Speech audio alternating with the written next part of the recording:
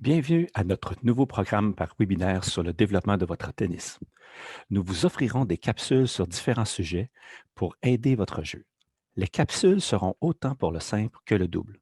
Nous toucherons l'aspect physique, tactique, psychologique et technique.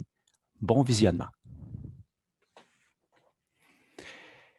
Pour cette première capsule, nous vous proposons la couverture des angles. Cette capsule s'adresse à tous les niveaux de joueurs.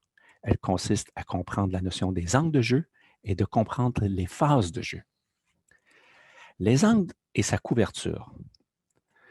Il y aura trois composantes. Selon l'endroit où vous enverrez la balle, chaque balle projetée provoquera un angle de projection de votre adversaire. Il s'agira de prendre une position afin de couvrir presque égale les deux côtés. Selon la qualité du coup envoyé, lorsque vous enverrez une balle, l'efficacité vous donnera une riposte en conséquence. Il faudra adopter la bonne distance par rapport à la ligne de fond pour prendre à la volée si la situation se produit. Et ensuite, le dernier, c'est les tendances de l'adversaire. Il faut être capable de se souvenir des tendances de notre adversaire. Chaque joueur a des coups de prédilection et cela créera un pourcentage. Regardons ici l'angle que nous devons couvrir du fond de terrain ou au filet lorsque l'adversaire exécutera un coup. Son meilleur parallèle sera comme ceci, son meilleur croisé comme cela. Il en va de soi que l'adversaire pourrait jouer un meilleur croisé dans la partie ici, mais prenons pour le principe que les deux coups seraient joués à la même vitesse. Ensuite, divisons cet angle en deux. Cela indiquera l'endroit où vous devez vous positionner à l'endroit du fond de terrain et au filet. Ceci doit être fait avant que l'adversaire frappe la balle. Faisons le même exercice de l'autre côté, le parallèle, le croisé, l'angle divisé en deux, les positions de fond de terrain et de filet, et ceci encore avant l'adversaire frappe la balle. Vous remarquerez que si la situation provenait du centre, le joueur pourrait jouer un meilleur coup dans cette diagonale.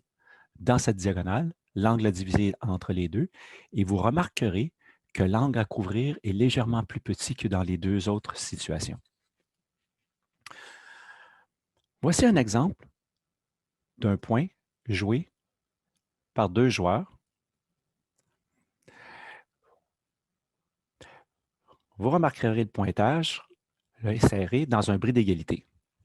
En passant, la même attitude pourrait être prise en début de match ou à n'importe quel moment où le point serait important.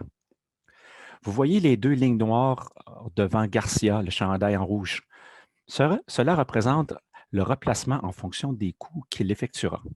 Il doit être revenu derrière la bonne ligne avant l'impact de l'adversaire. Durant cet échange, les joueurs vont faire environ 45 balles au total dans le match.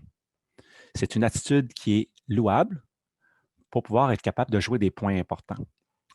Lorsque le joueur frappera des revers, il pourrait décider de ne pas revenir derrière la ligne noire afin de préférer à jouer avec son coup droit. Vous remarquerez aussi qu'il y a plusieurs occasions que les joueurs pourraient attaquer, mais par choix, les joueurs décident d'être patients. Et sur la balle courte, qu'il y aura des attaques ou des montées au filet. Prochaine situation. Un moment important aussi dans le replacement, c'est de comprendre et de revenir en fonction des situations de jeu et des styles de joueurs. Il y a 4 phases de jeu. Il y a l'attaque, l'échange, la contre-attaque et la défensive. La distance que l'on prendra par rapport à la ligne de fond pourrait être par choix ou non. Cela dépendra de notre style de jeu. Cette distance sera un facteur déterminant pour changer le rythme et de l'échange durant un point. Le fait d'être plus loin derrière la ligne nous donnera plus de temps pour générer une meilleure préparation et aussi être capable de gérer les situations difficiles. En tendance, habituellement, c'est pour ralentir le rythme de jeu. Par conséquent, prendre la balle plus tôt servira à attaquer et d'enlever du temps à l'adversaire. Plus vous mettez votre adversaire dans une situation inconfortable, plus vos chances de prendre la balle à l'intérieur du terrain pour attaquer augmenteront. Observez le changement de position des deux joueurs durant ce point. Je vous laisse observer une première fois. Vous allez voir un exemple de point qui commence neutre et que le vent tourne dès que Djokovic reçoit le premier coup droit de Thiem.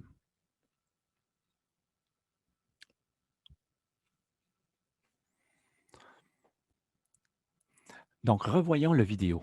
Première étape, vous allez remarquer que le premier coup droit de Thiem est très profond, force Djokovic à reculer, mais que Djokovic, en reculant, exécute un coup aussi bonne qualité que celui de Thiem. On commence avec ceci. Donc, le point commence neutre. Et là, Thiem joue profond.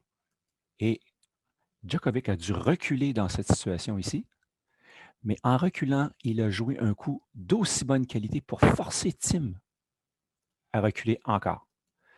Thiem est beaucoup plus déporté que dans le cas de Djokovic de tantôt, mais il riposte avec un coup encore loin.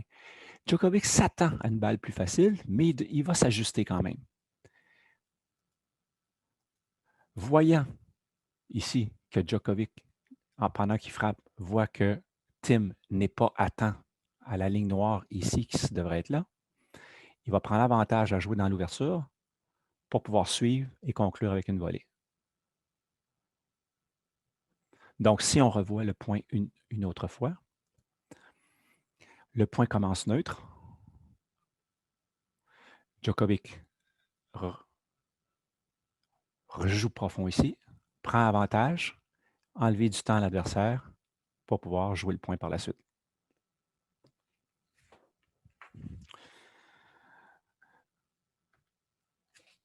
Un autre exemple ici d'un point, comment Djokovic a réussi à bien se défendre. Regardez bien le point. Le point commence un peu comme celui précédemment.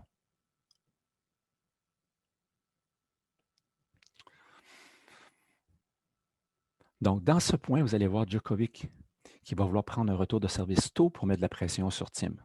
Ensuite, Thiem sera forcé à jouer une balle d'échange, mais la balle est tellement de qualité, force Djokovic à reculer et à se défendre. Donc, regardez bien le point. Il prend la balle tôt, il engage le point avec une balle qui est assez loin.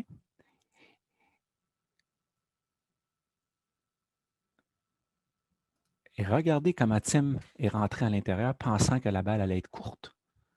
La riposte de Djokovic, elle est de très bonne qualité. Il doit se réajuster pour construire le point. Djokovic, par choix, décide de jouer loin derrière ici. L'endroit où c'est inscrit Melbourne, cette distance à la ligne de fond est au moins 3 à 4 mètres derrière la ligne de fond. Il décide de rester à cette distance pour être capable de gérer le tempo de Thiem pour pouvoir repartir une balle d'échange par la suite. Regardez bien. Il reste loin derrière.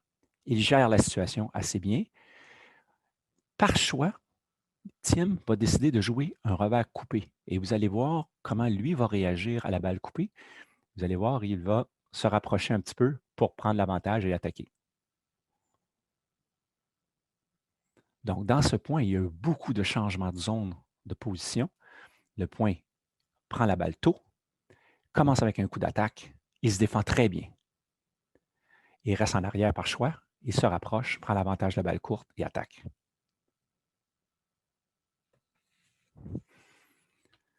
Prochain point, un point qui est aussi intéressant, vous allez voir ce qu'on appelle l'importance de garder la balle basse durant cette situation ici. Le point commence bien, bon contrôle des deux joueurs.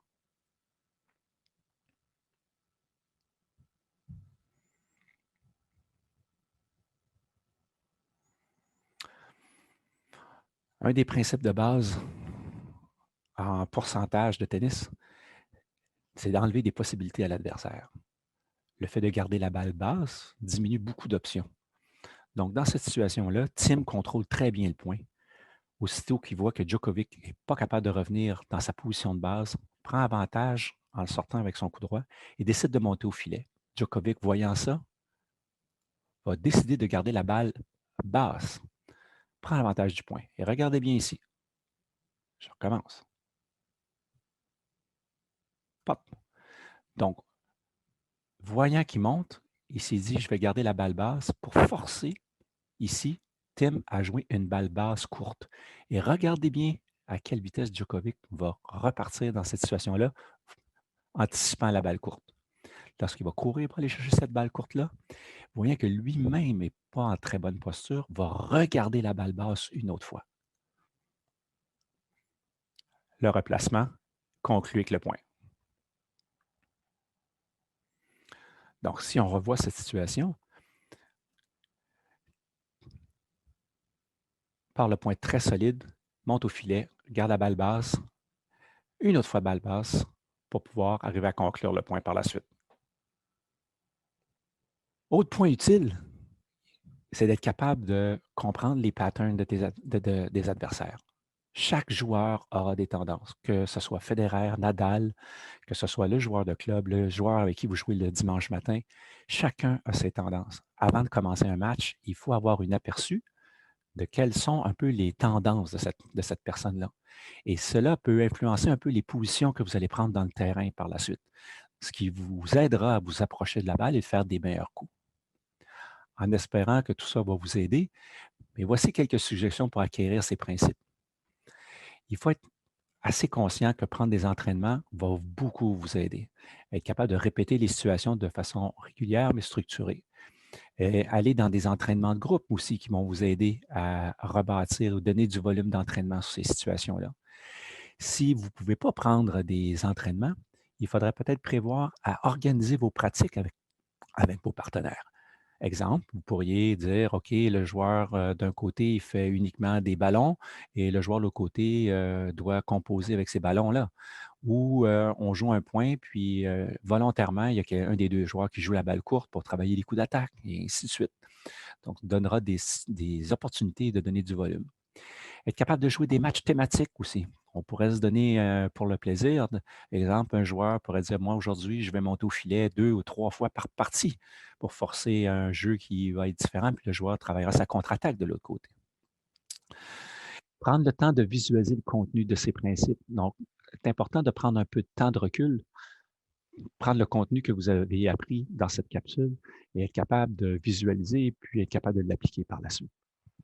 En espérant que tout ça, vous aurez apprécié. Vous pouvez m'envoyer vos questions à mon adresse courriel et au plaisir de se revoir pour la prochaine capsule.